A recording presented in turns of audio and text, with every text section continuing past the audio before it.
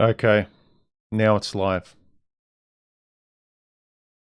Ah, I thought the button, again, it should have automatically happened.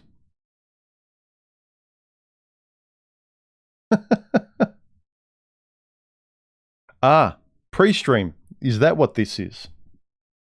Okay, now we're public, I think. This is odd. Okay, now it's moving. Ah, painful, painful. All right, longest pre-stream ever, I think. Um, yeah, half an hour of pre-stream and I didn't even know it. Look, you know, teething problems by the end of.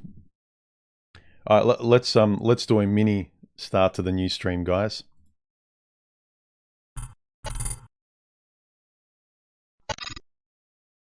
Okay, I'm back. Even though I've been talking for half an hour. All right.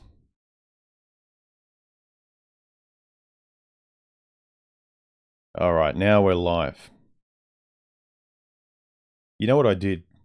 On the settings, usually it's set to automatically start, but I don't like it because when I sit... Anyway, why am I telling you this? Most of you guys don't care.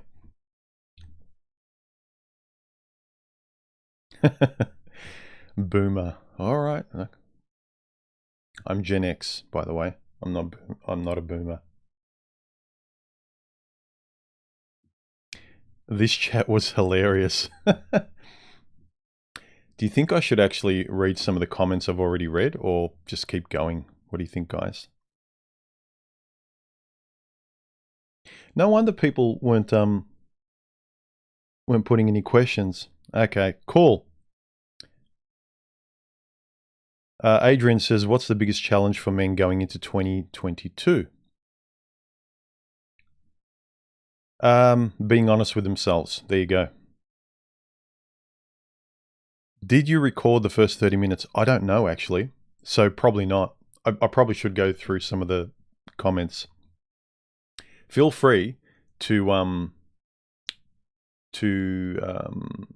ask any questions with emojis in the chat stream on the right. Whole bunch of emojis at the start.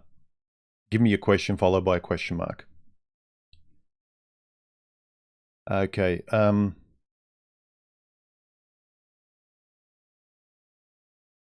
Okay, the Red Devil NC, his comment was under my video, does she treat strangers better than you? This was one big reason I left my wife. She treated strangers better than me. She expected me to stay. I didn't get it. I think a lot of women just exist in relationships. They're not trying to be conscious and there. I think more guys pay attention because we have to be responsible for it. What's going on? Is there something going to happen tomorrow because of what we're doing today? So I think guys are much more present, whereas women just exist in the space and want to be made to feel good. They're kind of like watching Instagram and just sort of waiting for good moments to wash over them. You know, this is mine. Why aren't I feeling good? Why isn't Instagram giving me a good relationship? Why isn't my husband giving me a good relationship? Ted 1775, human, how can we fund an alarm clock for you? I was up and I started the stream on time, but I didn't click live. I didn't click the live button. So I was talking for 30 minutes with a lot of guys here on the pre-stream and I didn't know it. And I took a look and I hadn't hit live. So it wasn't my alarm clock. Completely different problem. So I'm paying attention to the alarm clock. That should never happen again. And now I'm paying attention to making sure that live button, because my live button in my streaming software is on, but my live button on YouTube wasn't on and I didn't pay attention because usually they're set to automatically and this time they weren't. Anyway, let's move forward.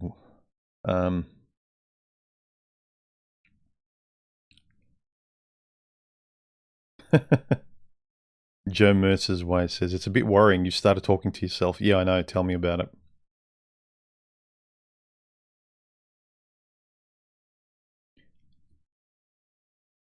All right.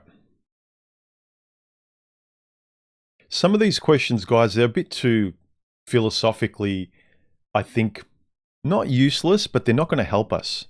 There's some questions a lot of us guys will want to ask, so the world is fixed. But really, we need to fix our own issues in our life the way it is. So a lot of people ask, how do we fix society in this way? What do you think society will look like in 5 or 10 years? What do you think we need to do for men and women in the plural to reach X, Y, and Z? They're kind of world-building distal solutions that really they're too far away. You're hoping, you're theoretically hoping that this kind of hope can translate into a future solution.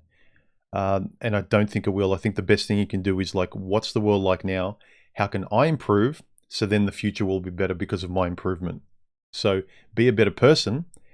The more people you demand that are similar to you, as in honest, respectful, civil, cooperative, we can sort of live and let live, have more of a conversation, not a censorious debate, things like that. Boffin says to me, okay, boomer. Yeah, hit the like button, guys. Subscribe. Like and subscribe my very efficient, tech-savvy live stream.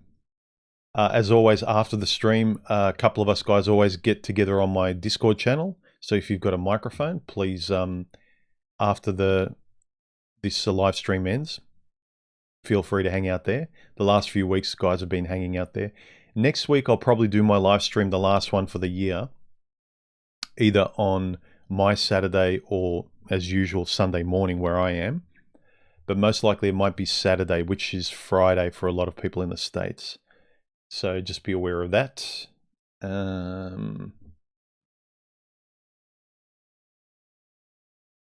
So I think for most of you, it'll be Christmas Eve.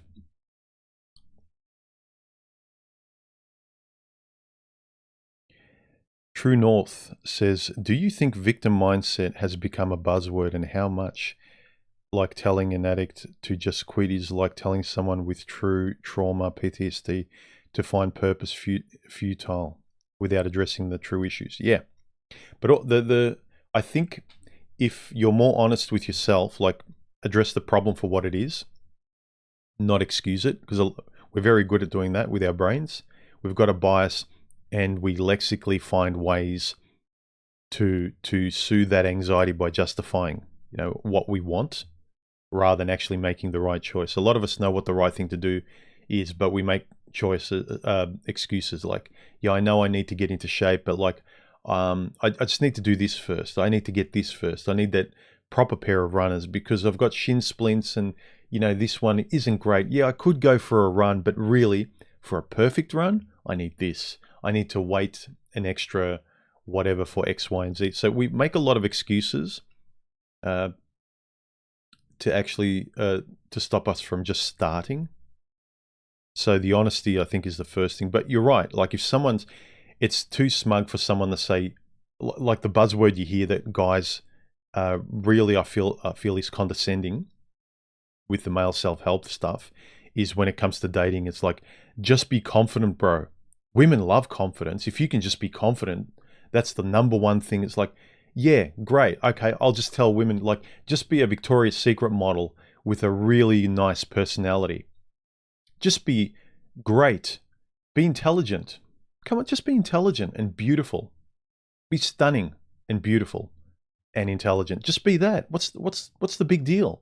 It's not hard. It's simple. Because I said it in 3 words. Shouldn't it be simple for you to actually produce it?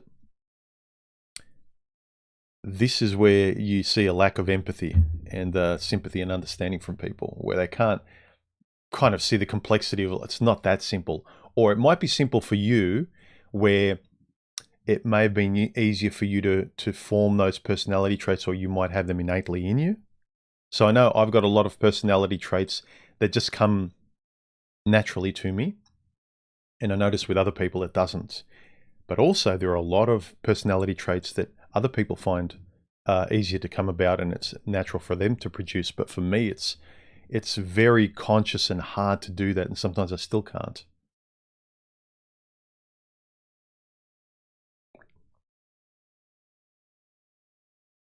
That's right. 61-year-old is a boomer, 61 and beyond. I'm not there yet.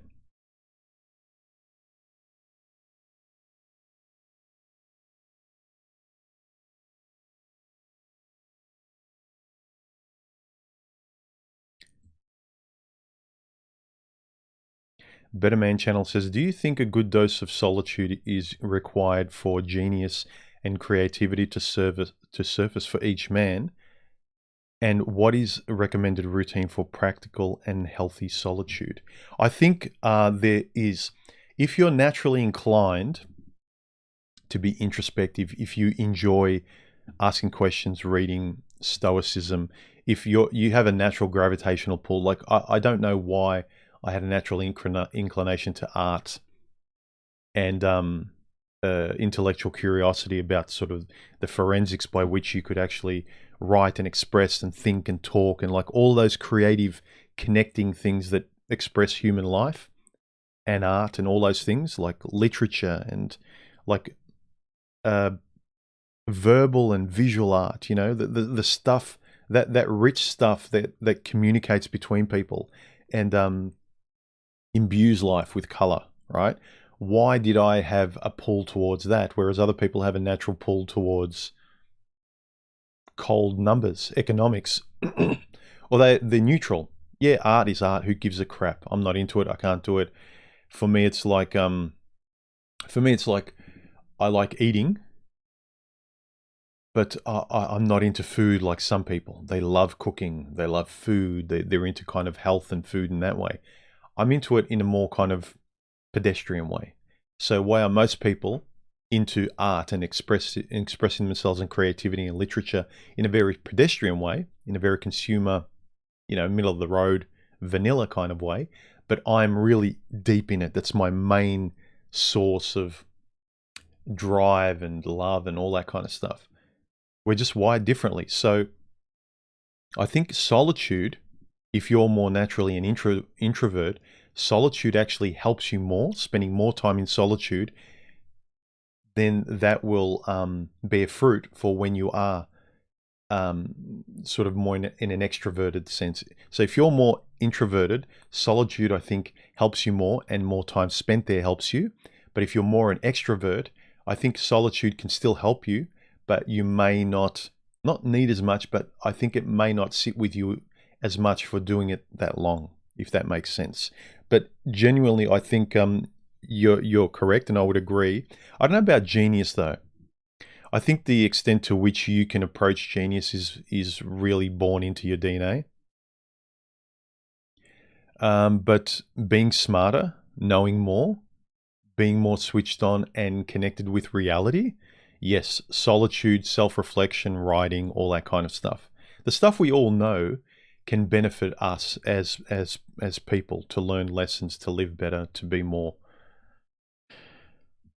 you know, whatever the word is I'm searching for.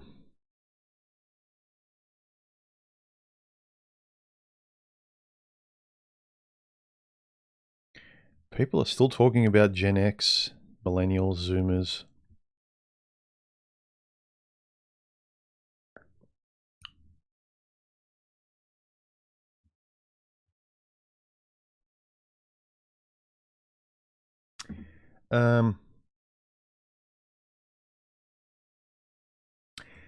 Lones, I'll repeat his comment. He said, weirdest thing is how it seems like none of this is going on in daily life.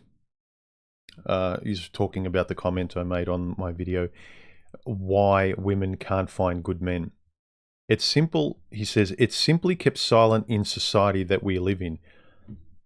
Yet from a 44,000 foot view, it's clear as day. I was talking about how society wants you to sort of don't generalize, because the only way we can actually talk about society and fix society and all agree how society should be is from a generalized higher view where we see everything. But they tell you you can't talk from that view because you have to generalize to describe the entire landscape. They want you to talk personally. So don't generalize, be very personal. But what happens is when you get very personal, it's like, oh, you're intruding. I'm not telling you anything. So they've silenced us where we can't generalize from a great height and agree and socially agree upon a generalized way of discussing and observing things. You know, we can all agree that when we look at the terrain and society from this height, we see a mountain range, we see a creek, we see the ocean, we see this. Do we all agree? No, we shouldn't generalize like that. It's like, but then how can we talk? We have to zoom in, apparently. This is how they want you to speak. Zoom in from the great height, right up to each person and talk from that point of view. But in that sense, we can't be social and we can't make a civil society because we're never being social. We're being social coming out of the proximal is like stepping away and then starting to generalize and widen your view. So it's very interesting and sinister the way they're not allowing us to generally speak, which is a broad view, a view from up high where we all agree we see the same thing. They're saying, no, we can't generalize from that view. We have to go in really close, make everything personal. And when we make everything personal, everyone has a right not to let anyone in. We censor everything. So the only way we can talk personally is commercially. Think about that. We can never be intimate because we're not allowed to. We can only talk from a rule book of a very vanilla way of speaking to each other. We treat each other all the same. We can never get personal, and we can never describe anything from up high in terms of what we see. It's a very dangerous way of trying to relate socially.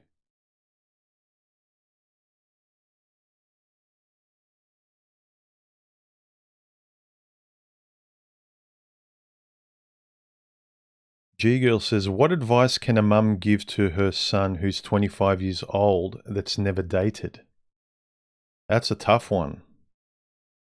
I would say it's very hard for a mother to give her son advice.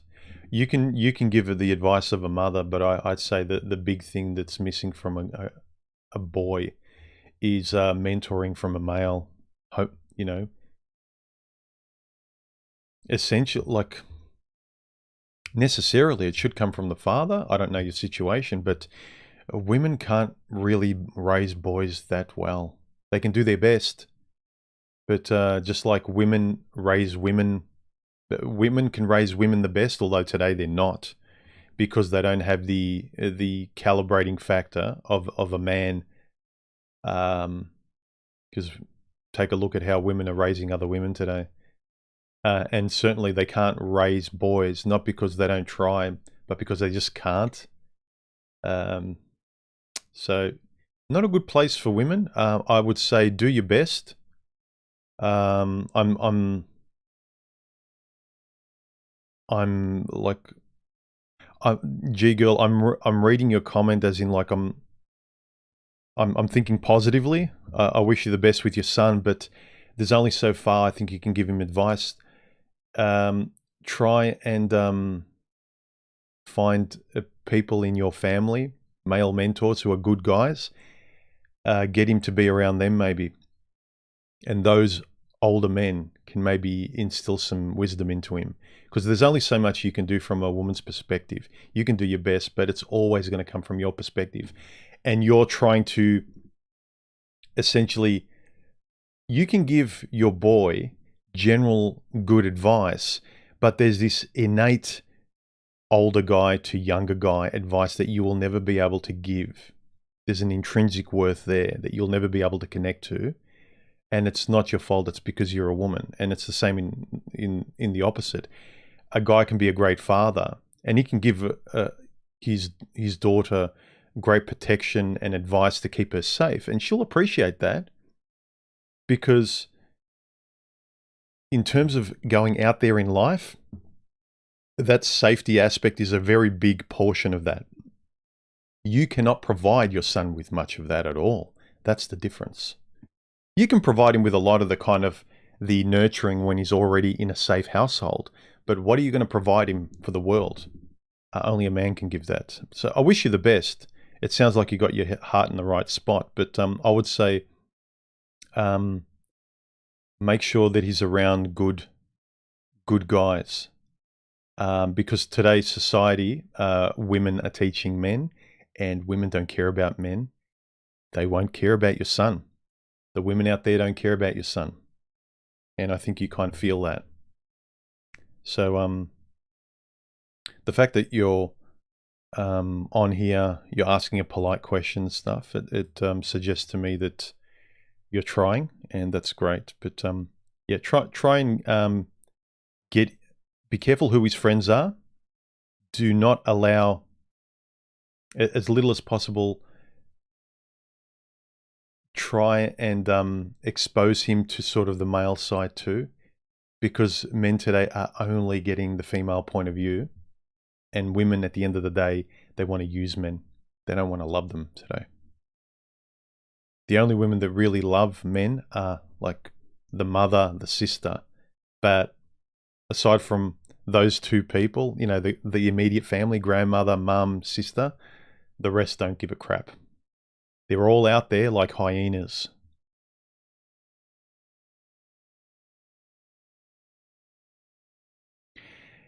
Ross says, is maintaining friendships with your exes a bad idea?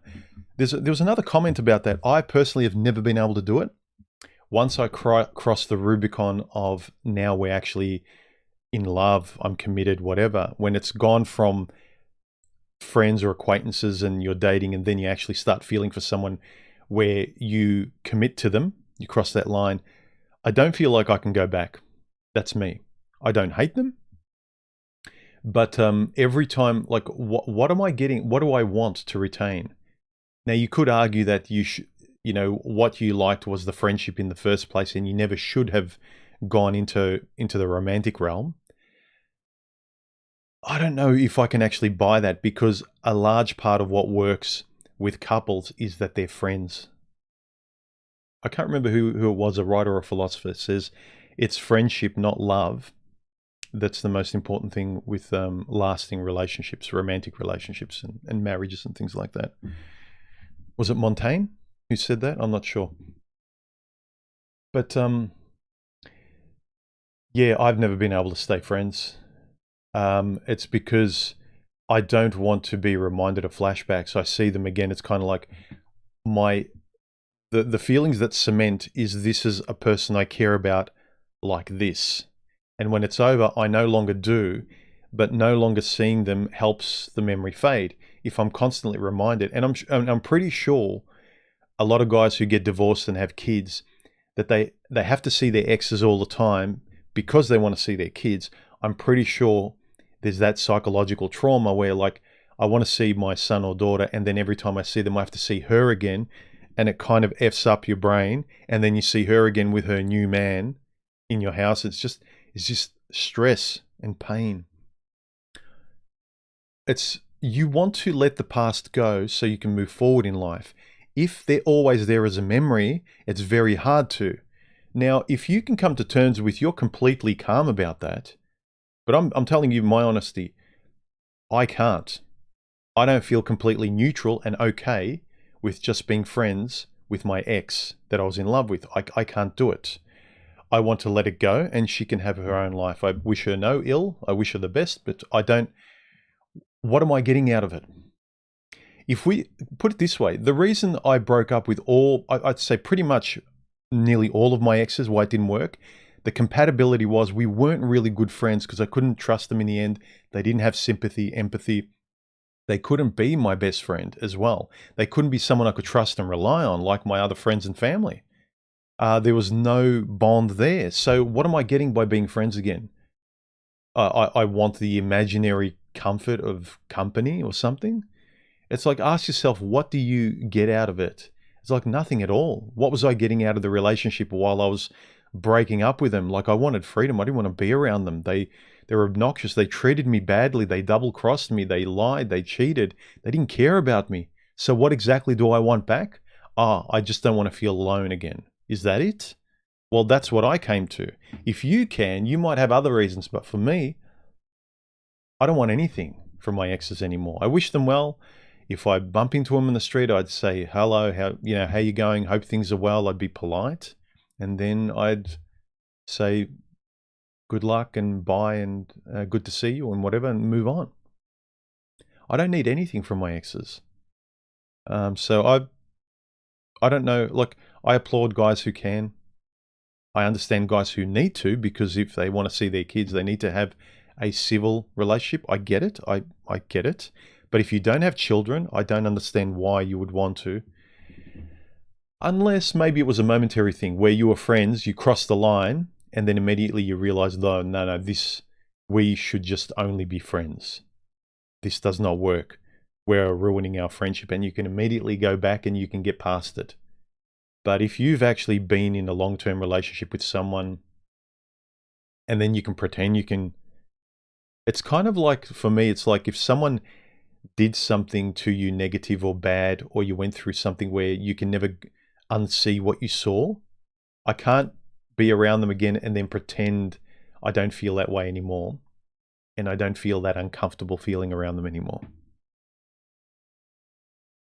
Mr. Highway says, the problem men have today is expectation. They expect to find a woman and start a family, though throughout history that hasn't always been the norm, though.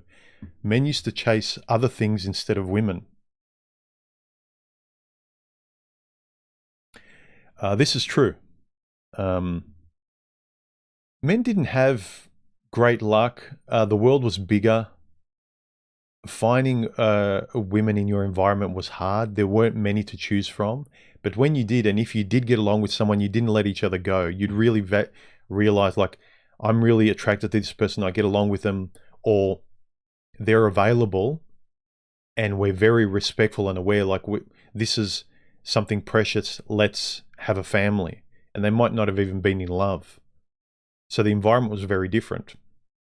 But I think, I suppose in the last, the 20th century, it wasn't as, if you were a decent guy, you treated a woman well, men and women could actually more or less in the middle, the generalized society in the middle, not the extremes, we could partner up with compatible people somewhere in our range.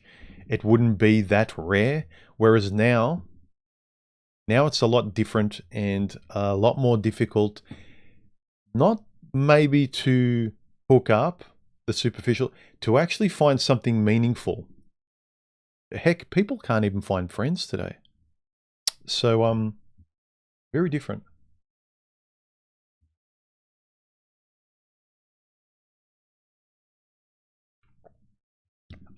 It was Friedrich Nietzsche who said that quote I was thinking about.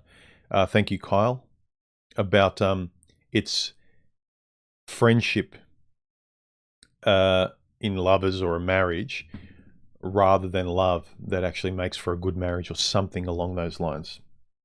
I'm bastardizing the saying, but it's something along those lines.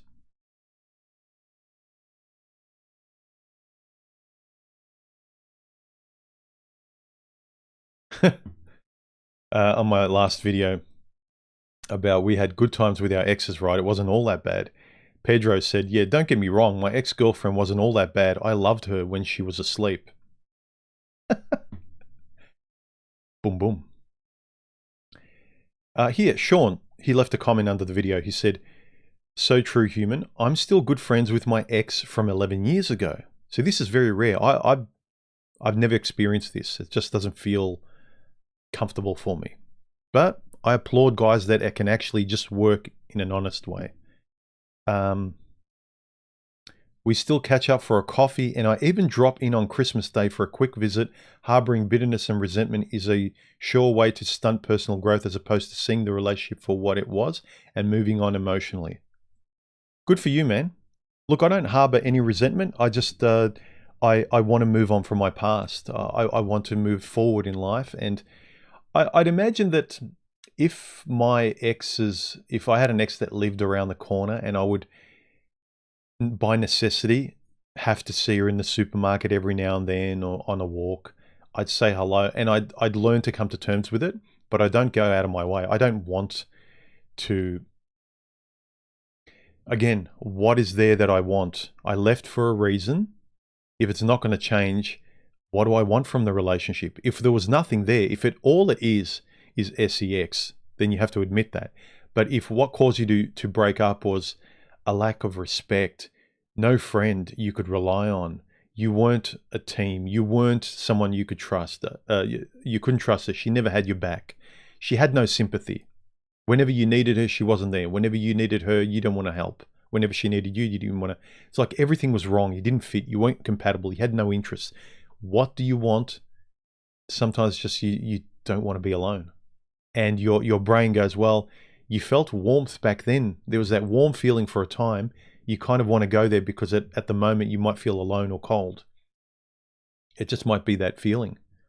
But when you really look at the premise, why ask the question, why do you feel the way you do? And you can often get to the heart of the truth. Lucid D says, I will go one step further. I view both my marriages as successful, even though they ended in divorce. There you go. What's your definition of successful and unsuccessful? Is a successful marriage for you defined by longevity? Now, I know a lot of times your biology and everything, if you're going to have kids, it is by definition. It must, to raise a good family and to rear good children, both parties, for the best quality adults that come from children is being raised by a two-parent household. So longevity is required for, you want to have family. And I'm not saying you shouldn't strive for it. Like I'm tired. I don't want to have short-term relationships anymore. I want long-term, lifelong relationships. Relationship. So I don't want to be wasting time anymore. But it can't just be, I want it to last, please, with no standards. If you want something that lasts, you have to, by necessity, know the why and the how. What are my standards by which it's got the best chance of lasting? Are they a friend? Are we compatible? Are we both introverts? Are we both extroverts? Do we both believe in the same things? Do we want the same things out of life? Can we talk? Does this person resemble a best friend? Have standards by which the success of long term has the best chance, This is a Bricko. Thank you for the super chat. I appreciate it. He's from New Zealand. He said, YouTuber called Mauler who can spend hours talking about one point. Listening to him, I learned the objectivity versus subjectivity. Sensing it. Why am I squinting? Why don't I just put my glasses on? Hey. Sensing a similarity between the bad movie dialogue and bad conversation.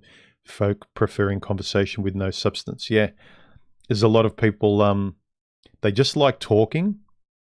They don't even like listening. You see them online. Everyone's trying to sort of butt in and talk. They're not listening to the person. They're just waiting for a spot to jump in and talk. That used to be the cliche before when you used to talk face to face. It's like, are you listening or are you just waiting for a gap so you can talk? I think it's even worse today because you get into a chat stream, like a couple of you guys that if you go on Discord after this live stream, you notice because you can't see each other, you've got no visual cues when a person stops speaking, and then you can actually start speaking next and everyone can see, oh, human's starting to speak. Okay, I can in a split second, I can hold my thoughts. Whereas because you can't see anyone, you start talking over each other. There's no visual cues. There's no kind of, okay, I'm going to speak next. You can actually see and hear me. There's a combination. There's that dance of real life interaction. But yeah, and people prefer just no substance. People don't like quality anymore. I would always prefer less people in my life, but good quality people. I don't need millions of friends. I don't need like 1,000 friends on Instagram and Facebook. I think our survival instincts thinks that, well, if I spin a lot of plates with many girls, I won't feel alone because I've always got someone else to go to. They're like investments. Diversify your investments across the board. So if one or two go bust, you've still got revenue coming in, so to speak. Whereas human interactions, people don't want to realize that they're very different. They're the opposite. You look for really good quality, but fewer of them. And you need fewer of them because you need to spend time with them to nurture them, to get the most out of them. They're not quantity. everything in life externally can be most things can be quantity to feel safe. But I think things that mean a lot to you, the couple of things that mean a lot, you need to look for quality in those things. And the time you spend with them needs to be more time. So that's to do with people and hobbies. Know who you are, what your hobbies are, so you can spend quality time in that arena. Know what kind of people resonate with you so you can have friendships and relationships with those very few people, because you need to spend more time in them to get more out of them. Not sort of, I don't care about the quality of the time I spend with people and things, and I'll just diversify my time with everyone. So, and I won't really pay attention to my standards. So, you know, it's not a good way to live. You're very fragmented, rather than kind of knowing, you know, who I am on one hand.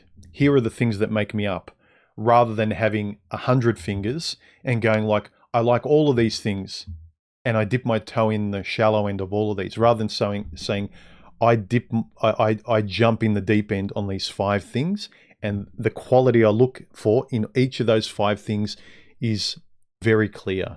I think that's a better way to be. It's a clearer way to calibrate yourself too.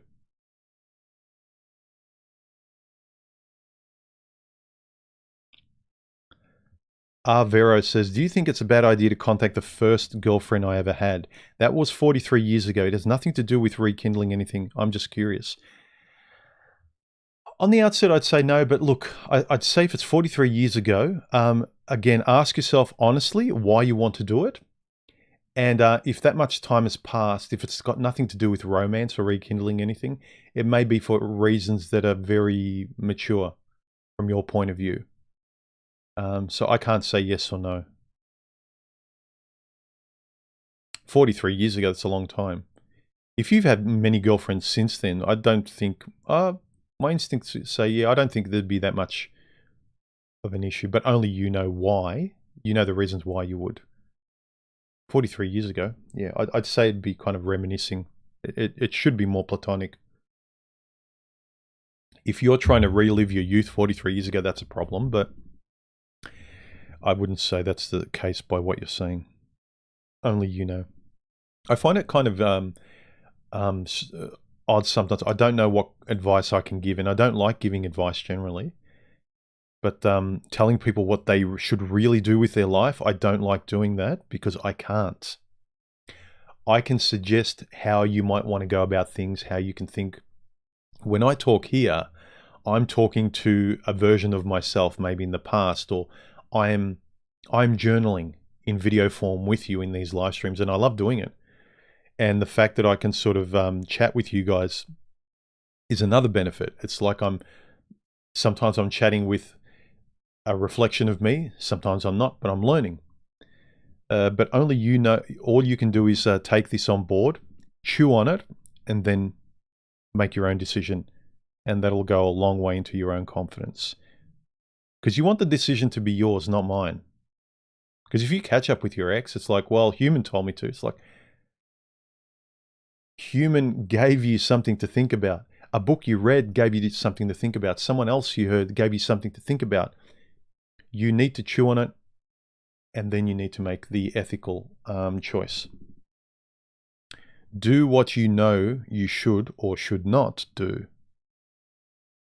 I'd say don't be an ethical coward and lay the responsibility on someone else. And please don't take it in a way that I'm accusing you or anyone else. I'd say that to myself. Make the decision yours. Chat with others. I'll tell you my opinion. We'll talk around a campfire. But then when you leave the campfire, you make it your choice, your decision, your words, because the consequences will be yours. I can't benefit from that's the beauty of it. When you make that choice and it's yours, you get the reward of everything from it. And it could be positive, it could be negative. But if you really make it wholeheartedly with a clear vision, the chances of it being a good reward, you know, it should be a lot better. But then also the rewards of that will be all yours too, and you'll feel great. So yeah, don't foist responsibility on others. Ask them, and there's nothing wrong with asking me and other people questions, but realize at the end, you try and train yourself to want the decision to be yours. Talk with everyone, but want the decision to be yours, because the rewards of that decision, whether good or as a lesson, bad, will be yours to help you go forward. I do this a lot. I think people think I'm Italian. Echo says, human is an idealist. This type of woman doesn't exist anymore. The Overton window has shifted. Aha. But this is the point. I'm an idealist because I want to form a very solid ethic. So when I talk with people, when I look for quality out there, I'm idealistically speaking from that point. If I'm always relative, then well, maybe she had a bad childhood. Well, maybe like if I'm always relative, then other people who are very binary and idealistic can walk all over me. Bad people. So if I'm not very definite and idealistic from my own position, then I can be taken advantage of and the world can puppeteer me. It's not about her again. A lot of guys, the way they speak, like this woman doesn't exist. I don't care if she does or doesn't. All I care is that my ethical quality stance exists. For my life to be happy, all I care is that my stance is right and proper and can work with the world and with maybe a woman, maybe not.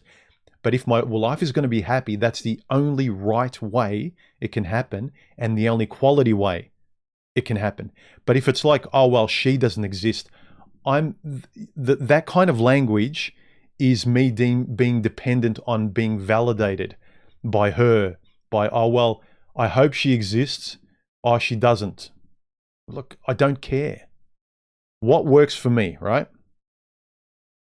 Look at everything else I choose to do in my life. All other stuff I can take or leave if it doesn't fit in the paradigm of my ethics. So the right woman, if she does or does not exist, has to fit into my ethical and value-based paradigm. So I'm not having a relationship with all women out there. I don't care. Most of them are trash. Most of them don't mesh with me. Most of them I'm not compatible with. I know. I agree with you. Who cares? My life will be good without them.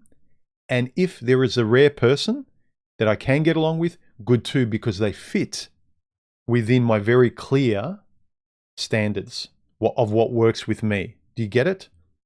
So all these guys saying, oh no, women aren't like this, I'm being idealistic. It's, I don't care. Good.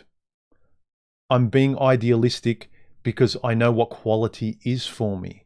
And my quality standard isn't like a lot of these like ridiculous girl power standards that they want. They want sort of like this billionaire guy with a six-pack and these women are twos. I'm looking, I know what I find physically attractive, which isn't a 10. There's a range that I find particularly attractive. And then also I want a personality that's nice and kind and that matches what I want out of life.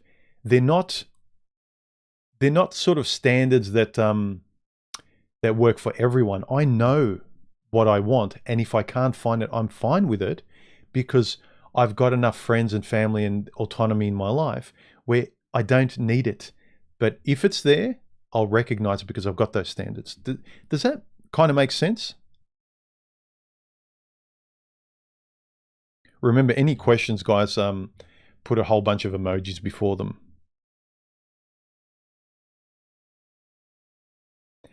The insomnia addict says, follow up to my last question. What if that's the only option left? Carousel women.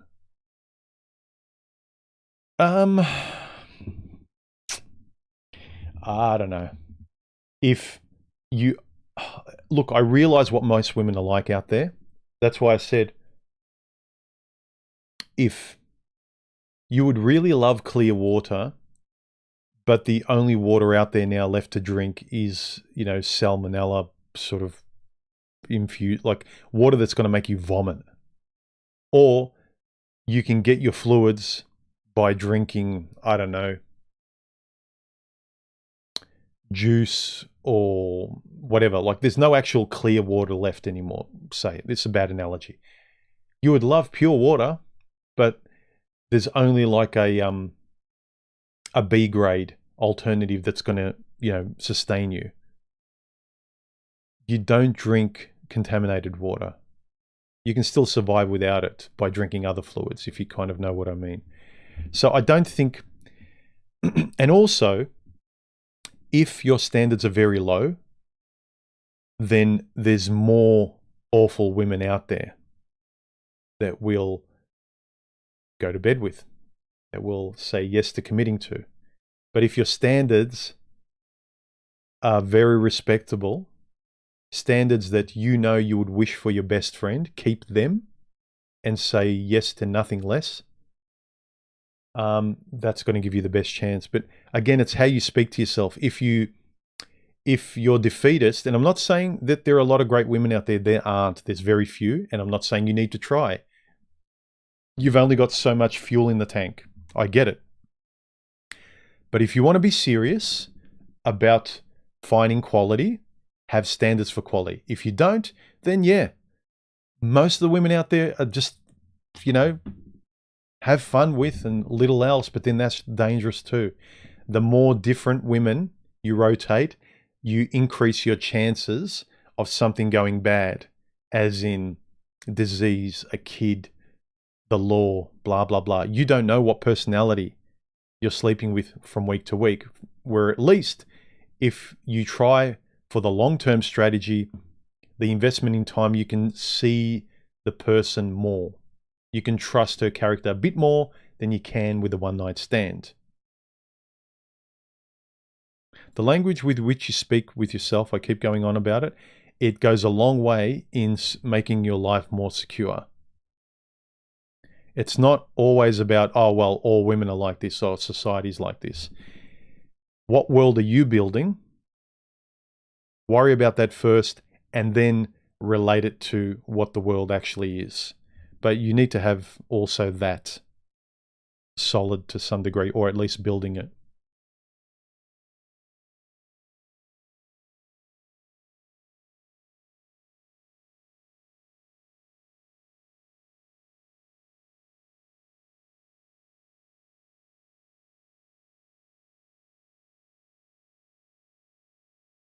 Yeah, Feral Android says, being single should be our default. A woman should have to show how she can improve our life. Maybe none can.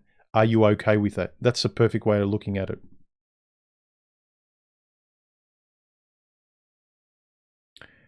Thanks for the positive comments, guys.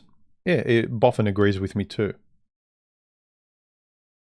I'm going to pin that, Feral Android. That was a really good comment.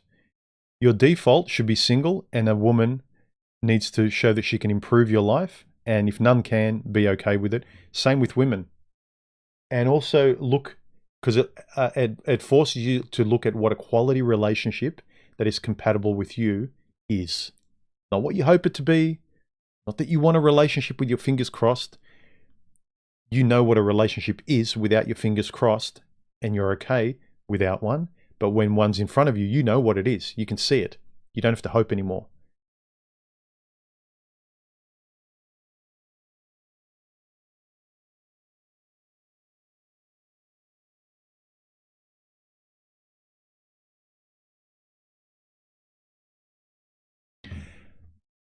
Feral Male says, maybe the mistake we make is trying to be friends with women. Maybe we should be looking for a suitable partner. Maybe we need a new word for this title. I don't think many guys, yeah, maybe guys want to be with women and they're friendly, but I think looking for friendship, values, and quality in a lover is the most important thing you need to find for longevity. Because we overlook that and we say like, oh, well, that's just women. And we'll excuse a bad human characteristic as being, well, it's just a female thing. It's like, no. If you're an a-hole, if you're obnoxious, that is not a male-female thing. That is just a human thing. This person is wretched. Oh, well, yeah, they don't show me sympathy as a male because, you know, women don't like weakness. It's like, no, This person has no empathy. This is a human trait. This is the standard by which I mean. I don't care. Women, they don't love you. They only love what they can do for you. Well, I don't care. I need someone with empathy and sympathy. Because if I'm going to give it, I want it received. If I'm going to give it, I want it received too. I don't excuse that as being, oh, that's just chick stuff. She's obnoxious. She does my head in. She busts my chops. It's like, women. It's like, no. Person's an a-hole. And recognize when you're being one too. Don't treat women like women, unless it's kind of platonically and civilly out there. The woman you want to love, she's not all women. She's your woman. And there are standards by which you're with her and she's with you. That's it. If you start treating her like all women, you've depersonalized this. The reason you want if you do want one, say, again, I've got to remember the Spurgs out there. It's like, humans telling us to go back to the plantation. I'm not. Ask yourself honestly, what do you want from this? You want something personal. So stop approaching it, depersonalize, like she's all women. She's going to leave me anyway. She doesn't love me. She only loves what I do. It's like, well, why are you saying yes to that? Why are you bringing it into your home? Why are you having kids with that? Why are you trusting anything where you know you can't? Why are you walking on eggshells, but you're convincing yourself like, no, that's just like butterflies. No, it's not. You're scared to death of her. You don't trust her. It's not butterflies. Look for friendship qualities. It's raining here at the moment.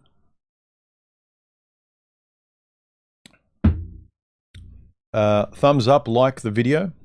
If you do, helps me out, guys. We're winding down to the end of the year, so I think people are going to be on holiday and whatever. Next week, I'll probably do the stream a day earlier, so it'll probably be for most of you in the US on Christmas Eve. For most of us here in Australia, it'll be on Christmas itself. So I don't know how many of us will get. The reason is I might not have time on my usual Sunday morning like now, which is your Saturday night for the US folk, because I'm going to be away for a few weeks and I won't be doing a stream for a couple of weeks. So from after next week, there won't be a live stream for a couple of weeks, and there probably won't be as regular videos. I'll try and do 1 or 2 videos forward, and I'll schedule them for during the New Year's break, but don't count your breath. Have a holiday. But I'll be back, I think, like the 12th of Jan. So I won't be near a computer.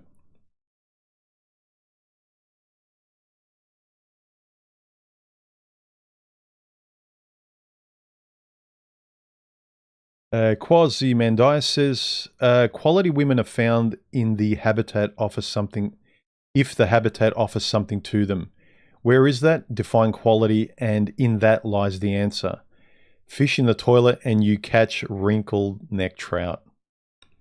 Yeah, I think Quaz has mentioned that before. You know, where are you fishing? What kind of fish do you want to catch, and where are you fishing? It makes a difference. Not just your bait. People think, you know, if I use the right bait, it doesn't matter where I fish. No. You have to know what fish you want, where those fish reside, and what, bait's not the right word, but how you conduct yourself, how you're relating. Beneficent Beulah says, how do you ethically navigate women you cannot trust? You don't trust them. Simple. Hemingway said it. The only way you can trust someone, the only way to truly trust someone is to trust them. If you can't, you do it incrementally. Try trusting a bit and see if it's returned or if that trust is justified. Otherwise, it's always going to be theoretical. Trust needs to be proven and shown. It can't just be spoken. Like, there's too many people say, women do this a lot. When you ask them, especially when you can tell there's interest, they'll always sell themselves really positively. I'm too nice. I'm too great. I've got such a big heart. I get taken advantage of. And then the guy believes the sales pitch, and it's usually not true. Trust the actions, observe, know what your standards are, and then you can judge those standards by what you see. You know, be a light-hearted interrogator wanting to know what the person is. Go on a date. Like whenever I've been with women, I am in a friendly, fun way, talkative, and interrogating them because I want to know them. And women like you asking questions and getting to know and wanting to know, but want to know about them personally. Don't talk about external banalities like holidays and shopping and distractions. Want to know about their past, who they are, how they react to anger, why did they break up, what do they miss, what do they find important in relationships, how do they see men, what's their relationship with their father, their mother. Like all this very personal, relating based stuff. Insist on knowing it. And if a woman is not wanting to share it, that says something. If she's wanting to be surface, it shows that she can't be intimate, or she hasn't dealt with a lot, or she's got a lot of walls up. Ask yourself who you are, what's compatible with you. Like, I'm very expressive and open. I need someone who's expressive and open. So you've got to be very honest about who you are and how you want to live. So the relationships you have with friends, your environment, your routines, and maybe, if you're lucky, a lover, that all need to be based from the perspective of know thyself. Feral Android, thank you for the super chat, man. I appreciate it. His comment is, thanks for the pin and the great content. Oh, thanks, man. It was a good content, Feral Android. It was pretty good. Best one today. And remember, guys, if any of you guys want to continue this chat after my stream on my Discord, there's a link in my About section, and I think there's a link below this, below most of my videos. We can chat in real time.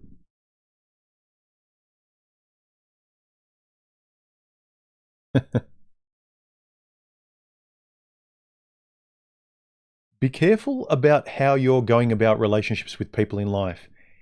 The frustration a lot of us are feeling is that we're going about things very mechanically, very businesslike, and very cold-like. We are very depersonalized in the way we're going about things. Personalize the way you relate to people and your life out there. Demand that kind of quality and know how to reject everything else. If she's mechanical, cold, closed off, have nothing to do with her. Let her know.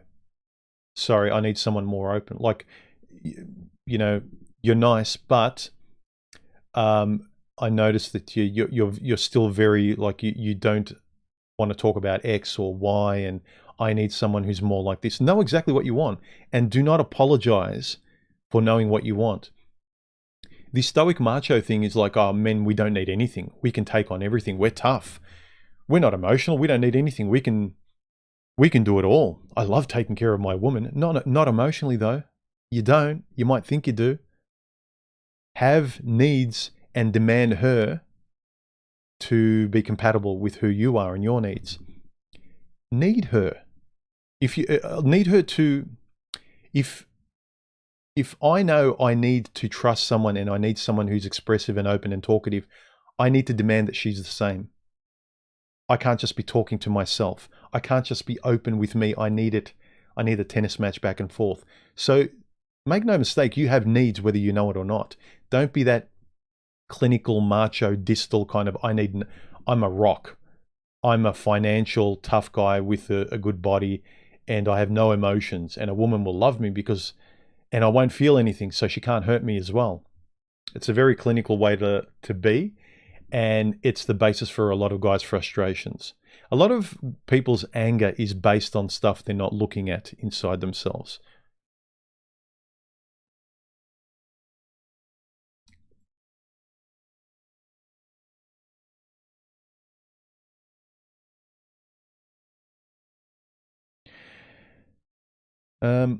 Okay, any more comments? The Insomnia Addict, he left a comment under my last video. He said, 80% good for 20% unknown. Might be worth it assuming that 20% won't cost more than everything gained from the 80%. It also depends when that 20% occurs. Put another way, could you deal with a woman who spends 2.5 hours every day screaming at you and blaming you for all the problems in her life? Would it be better if that was the last 2 years of a 10-year relationship? That's true. Again, let's be sensible. I'm not saying that if you're with someone for 20 years, right, to think it's a good relationship because, like, 15 or 16 years were okay and you went through misery for 5 years. Of course not. I'm saying, if get out as soon as you start noticing and be as honest as possible. I think it's sometimes harder for guys because of the sunk cost fallacy, because we invest a lot and we feel like, look at all I've invested in time. It's going to take a lot for me to eject, but how much more of your life are you going to sacrifice too? But I agree. Like, I trust that you guys know what I meant by the last video. I'm not talking that if you've got kids now, you need to throw it away. I'm saying being sensible about looking at your past. If you were with someone, say, for 2 years, right, and a year and a half, like say the first year was good, 6 months started to kind of get negative and incompatibility started to surface, and then you started drifting apart, and that last 6 months or 4 months or whatever, it started to become real hell, fine. But don't negate the good times, because we start to, if we always focus on them being completely bad, we will start to get points of view like a lot of guys that say women are all bad, you can't trust any of them. We focus so much on that 20% heartbreak, or however little the bad times were, that we see things with that magnifying glass all the time. And we negate the reason why we actually want to get into relationships, maybe with women, is because of the good stuff. And if 80% of it was good stuff, let's not deny that. And it also allows you not to be too hard on yourself, not to kick yourself because you didn't have a perfect relationship. Most people don't. It's very hard to have lifelong, consistent, happy relationships. They're unicorns.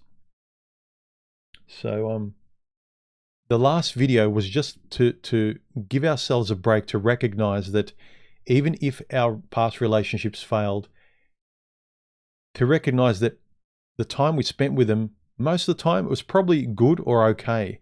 Yes, the breakup period was bad. It usually is. Some people's breakup period is longer, some people's is shorter. And it's good to recognize when to break up. But also before that, when it was okay, or at the honeymoon stage when it was really good, let's recognize and appreciate that too.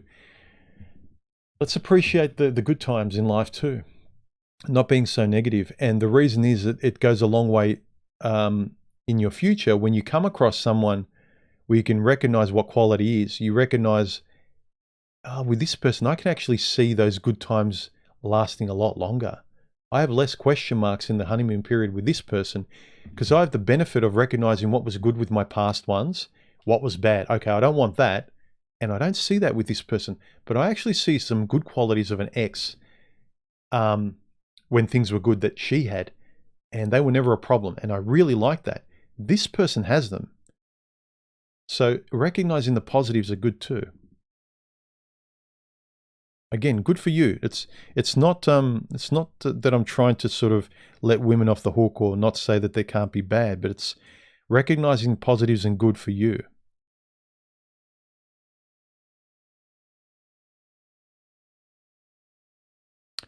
Drama Sama says, do you think a promiscuous woman can truly respect a man? If you're pretending to be in a committed relationship and she's being promiscuous, yeah, of course you can't, and she doesn't respect you. He continues, I found that subconsciously they actually resent them and view them only as a means of pleasure. Rarely do they self-reflect. True. I think statistically it shows the more promiscuous you are, the less stable relationships you've had, the less likely you're able to do them in the future. So basically, the more partners you've had, the less likely you can maintain sustained relationships going forward. That's just the data of it all.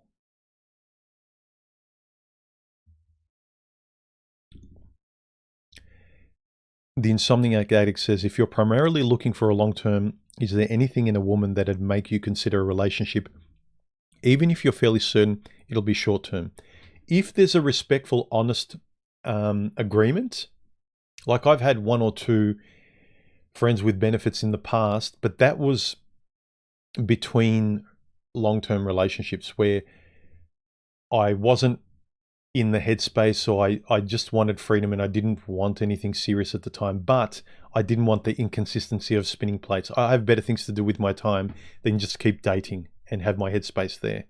I'd rather have a part-time lover. And I've had one or two. So if you can be honest and you can both be honest with each other and mature about things, maybe. I've done it. But you have to be very honest about what you want and not try and justify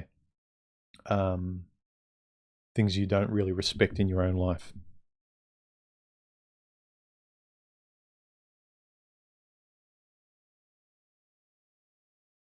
The Insomniac Addict says, I appreciate your point of view, human. That's why I question it. That's fine, man. I love people asking questions and being respectful and having conversations. It's rudeness that I don't think any of us should tolerate.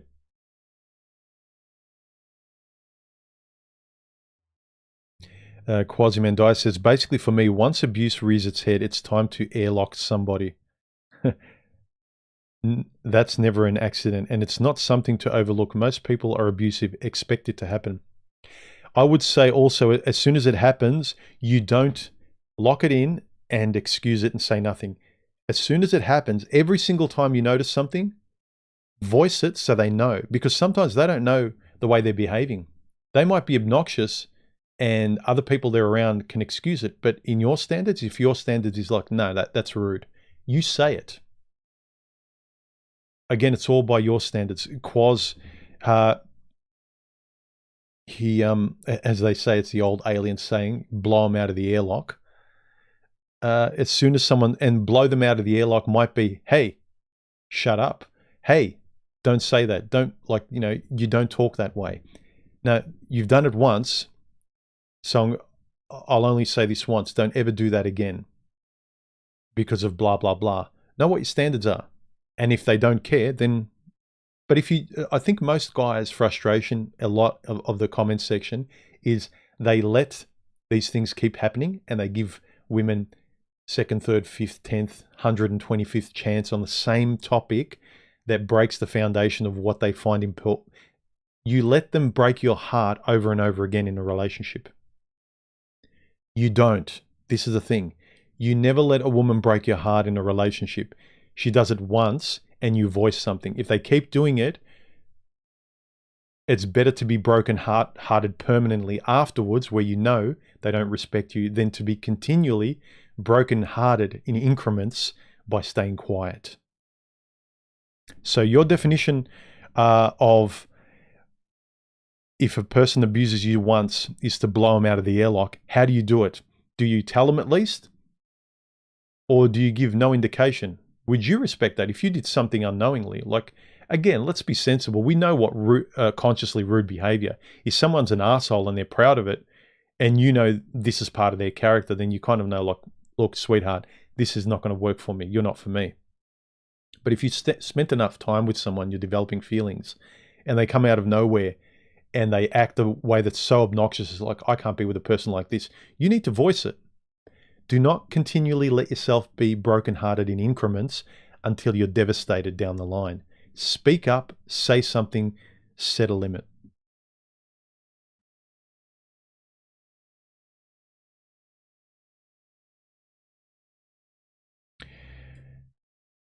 Hang on a minute.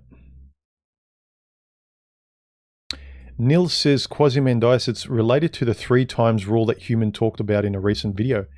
Did I actually state a 3 times rule? I don't think I'm that kind of person that has the 3 rules or something. I might have verbalized that as such, like I did just now. You notice something, you speak up. And if your standards are, look, I'll give them a chance because they may not have known, there might be a gray area, but now they know, it's out there. I've told them, this is the issue. I've let you know, this will never happen again. If you cross the line, it's over. So you've let them know and they've nodded their head. If they ignore it and do it, that could be your rule. You need to develop your rules and your standards. Carl says, so are you in favor of the 3-strike rule? I don't. I have my own system, and it's my own way of how I would want to be treated. So there are times where I don't know, I might be offending someone. For me, it doesn't seem offensive, but for them, for whatever the reason they are, if they let me know, I'll respect their wishes. But then I have to assess, can I be with someone where I can't actually, if they're that sensitive or they don't gel with my moral philosophy or my ethics, you need to actually then make a choice. Can you be with this person? What can you live with?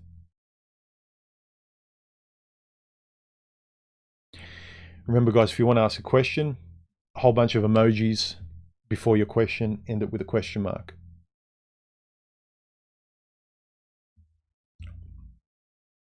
How long has the actual stream been going? We've been going for officially an hour and 10 minutes, but unofficially an hour and 40 minutes.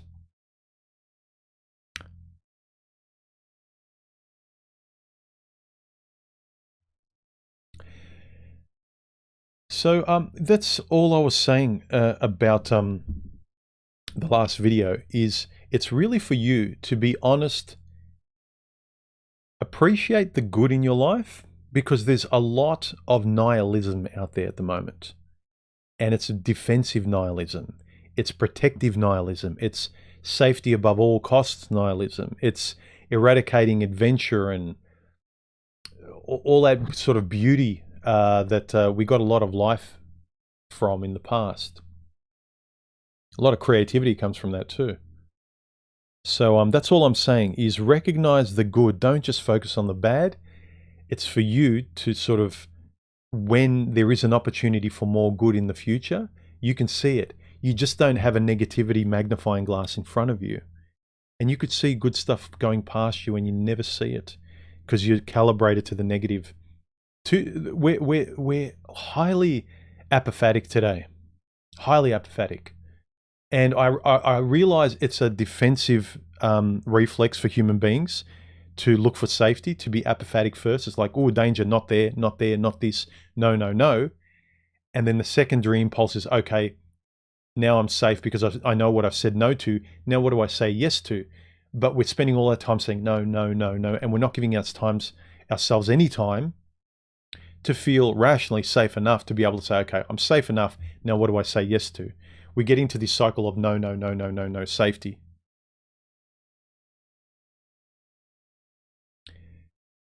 Bilal says, how tall are you, human? Almost 6'2". So I'm between 6'1" and 6'2".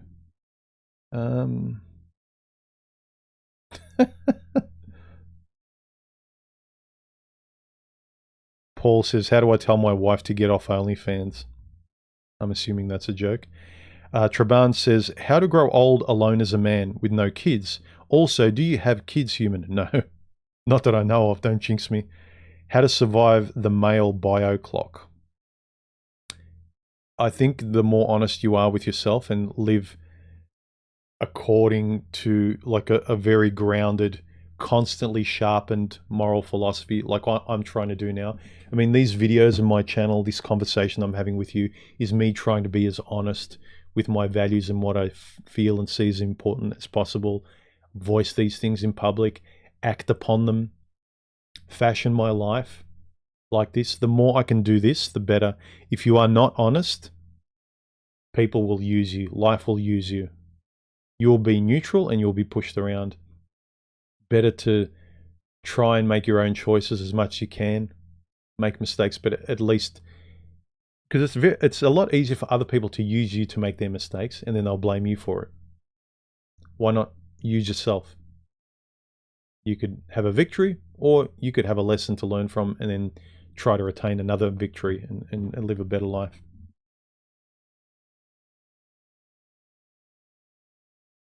Feral Male says, human, we are wired to remember pain. It takes effort to remember positive things. Yes. Yeah, that's a good way of putting it. We're wired to remember pain, and it takes a lot of effort to remember positive things, because we're always defensively trying to survive. That's what our brain's trying to do. Our brain is not a happiness machine. Our brain is a defensive survival machine. So its reflex is towards the negative, towards the no. It's towards the, oh, red berries, don't eat those. Oh, rustling in the bushes, avoid that. Like negative, negative, don't go there, don't go there. The secondary response is always, not always, but tertiary, however far that is when you feel safe enough, is to like, okay, what do I want to do now? Where do I want to go? Today, people are very neutral. When they're too comfortable and they don't want to go anywhere, because going anywhere they feel like is too dangerous. It's like, I'll just sit still. I'll be neutral. I'll be impotent. I think that's a word that should resonate with most guys in more ways than one. Are you an impotent male? And I'm talking about, like, if you don't feel anything, if you're not actioning yourself in life, and I'm not just talking about, do not be impotent as a man in your own life, guys. Do not be stationary and safe. Don't be reckless, but have a sense of adventure so you can feel some life. Neil says, keep frame, guys. Keep frame.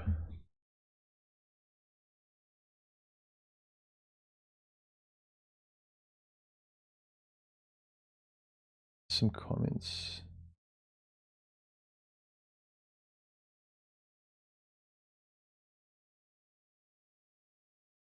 Yeah, when people break up, they remember the good moments.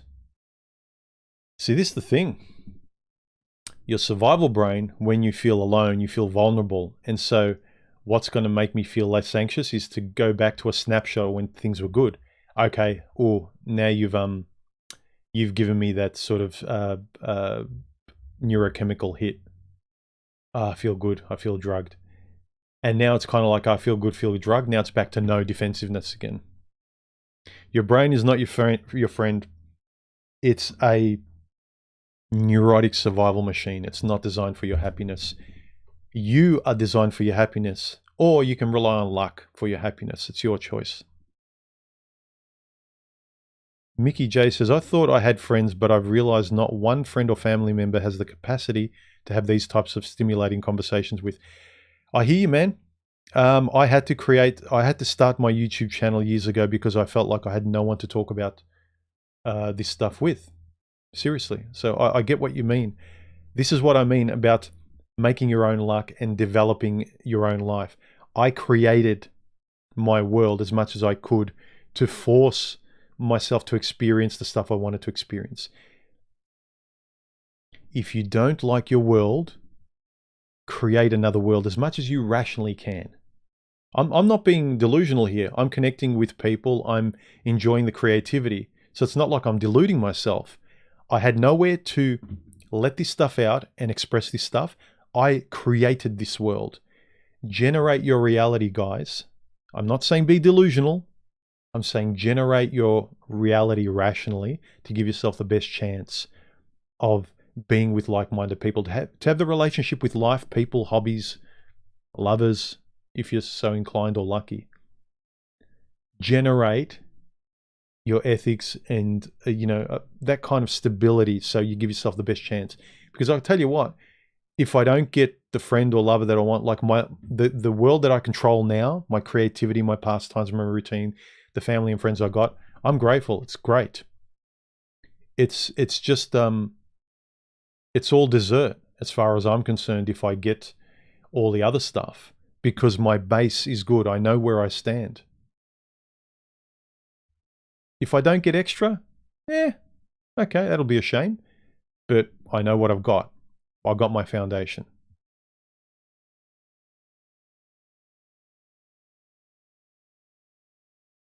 Feral Android, loved your original take on the wage gap.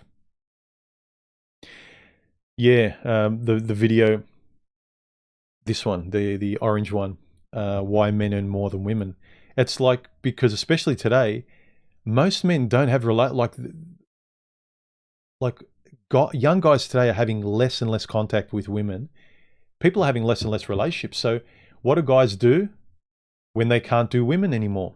they do other things and they get good at them, and then they end up getting paid for them because they've got experience in them. That's another big factor of why there's a wage gap and why it'll get bigger and bigger. The more specialized, higher paying jobs are going to be more and more men because we're growing up more and more without women and relationships. So when we're not around, when we're like, think about in the past, you could find someone and then at least you both had that, then you could go off and do whatever you wanted. But now we don't have that. A man just does what he wants. A man did his job and what he was interested in after he got married. He continued to do it. But during that timeline, if he never got married, never had a girlfriend, never experienced women, he still goes forward and starts having a deeper relationship with his pastime and his calling. So in today's time, not that it would have produced an Einstein, but if you had an Einstein today, he wouldn't have been married. I can almost guarantee it. Because he's too smart of a guy. The environment's too ridiculous for it. You don't have the social rules in place. Mickey J, thank you for the donation. I appreciate it, man.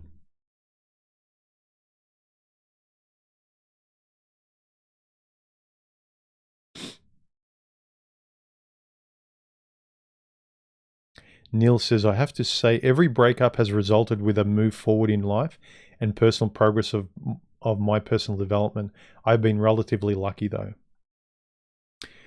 Don't ask another's permission for you to move forward. You might need to get closure in different ways by expressing something to somebody and like cutting that off, but don't ask for permission to move forward when you know it's the right thing to do. Easier said than done, I know. It sounds like a platitude, but again, I think we intuitively know what the right thing is, but I think we hold ourselves back and we've got a lot of fear. Do the thing you know you should do, but you're afraid to do. Try to build a reflex, and I've done this in this last year. It's only been new for me, is do the thing I don't want to do. And by that, I mean, it's not like do something that completely is not me and that's ridiculous. It's like, I know I should do it. I want to do it, but I'm procrastinating and I'm fearful. But I know that light resides after I cross that. Do the thing you're afraid to do. Counterintuitively, grab hold of what you don't want to do. I've come to the realization that my liberation is almost always on the other side of fear. Always.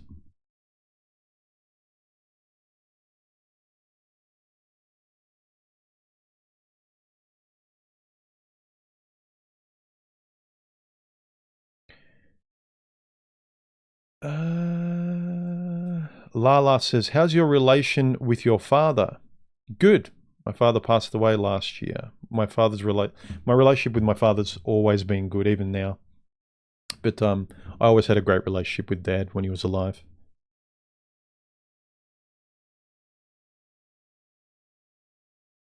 Quasimandai says, more should be said about the affection gap. Yeah, women, you notice women, like, they talk about feelings and relationships a lot, yet what they go on about publicly, what they get really passionate about is the wage gap and money and finances and all the material stuff that apparently has nothing to do with relationships, that we can all agree, even women. But that's what they make a song and dance about. But yeah, I agree. What about the affection gap? What about the empathy gap, the sympathy gap, the understanding gap, the forgiveness gap, especially for women? Collectively, there's a lot of guys today, the collective mental male landscape, it just doesn't want to forgive women. And it's a cause and effect of the way a lot of women have been acting. So it's going to take a few relationships generations to fix that. Traban says, how was your relationship with your father? Again, he's repeating. Yeah, it was good. It was good. I had a good relationship with Dad. Not very talkative, but when we did talk, it was a very close, unspoken bond. It's the same relationship I had with my brother.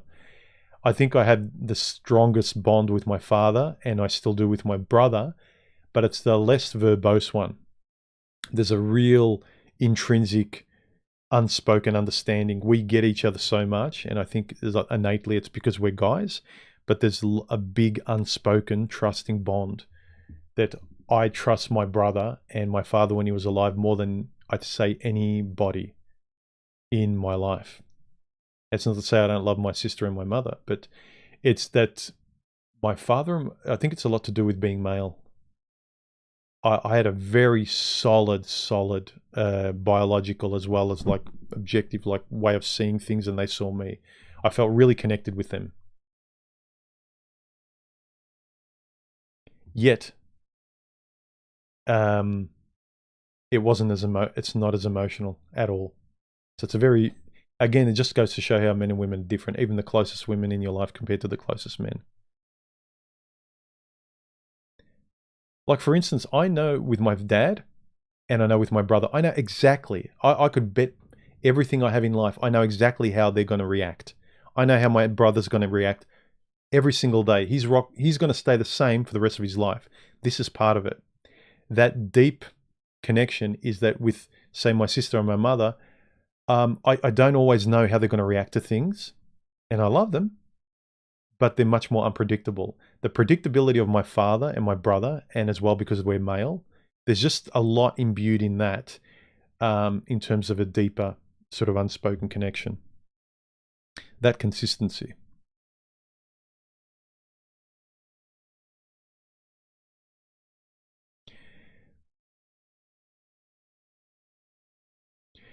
Boffin says, men are designed to shape their environment and the world. Men build, men create. Stop finding excuses why you can't.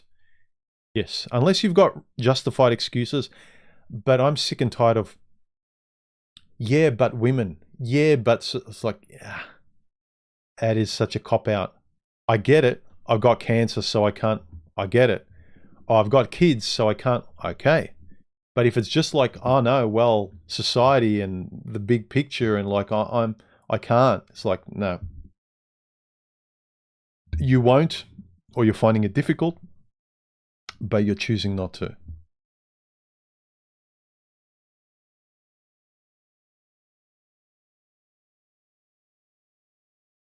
Remember, guys, any comments you want to leave, put a few emojis next to them. Mickey J says, what's your view on dating a woman who never knew her father and doesn't have a relationship with her mum? I would just suggest be very observant, see how she treats others. See how she gets along with other women, her friends, how she talks about them, how she gets along. Does she have friends? How she treats other men in her life, the men that she does have in her life. How does she view men? How does she talk about them in general? So see how she treats other males and females. I mean, sometimes if a person's mother or father isn't in their life, they passed away, there's nothing you can do. But there's ways of observing her map and sort of seeing connections between what you observe, how she treats other males and females in her life, strangers, intimate people in her life, as well as how she treats you, how she views men, how she views women, how she views relationships, what's right. So you just need to be very observant and not just, because sometimes it's easy to go, okay, well, I can see her family structure and she gets along with her family, so it's kind of easier to get a picture. But when there's none of that to calibrate off, then it is a bit more difficult. You just need to be a bit more observant. So pay attention to how she treats elders, father figures, men and women outside you, how she treats you. Is it consistent between how she treats you, what she says, and how she treats others? Look at her automatic reactions. Bilal says, are long-term relationships worth pursuing if you have no intention of having children? And how about platonic relationships with women removing sex in order to connect on other levels? That's just friendship then. Yeah, like if I were to my next long-term relationship, if I have one, yeah, it's gonna be long-term, but I've never wanted children, so I'm in that boat. I've always been like that. All my long-term relationships, I was clear right from the start. I don't want kids, don't want to get married. I don't want any of that. I just want you. I just want a long-term relationship with you. That's it. I don't want any of that window dressing. It's not for me. Yeah, Merry Christmas, everyone. I should be having a stream next week as well, but it might be the night before. So instead of my Sunday morning, it'll be my Saturday morning. Or Saturday night, who knows? Any more questions, guys? We've been going for a little while now. We've been going for nearly 2 hours, yeah. Or an hour and a half officially, you know, but I spent half an hour with you guys and I forgot to turn the stream on. So, all right, guys, let's call it a day. Have a good Sunday for all you Aussies and people on this side of the hemisphere, and have a good Saturday evening for the rest of you. I'll catch you in a video this week, next week for a stream, and then after that I'll be taking a 2-week break, and I'll catch you in early January. But I should get you a video this week, if not more, depending on time, and a stream before the new year. So take care, guys. Have a good one. Stay frosty, as Hicks would say. And yeah, I'll catch you soon. Have a good one, guys. Later. Bye.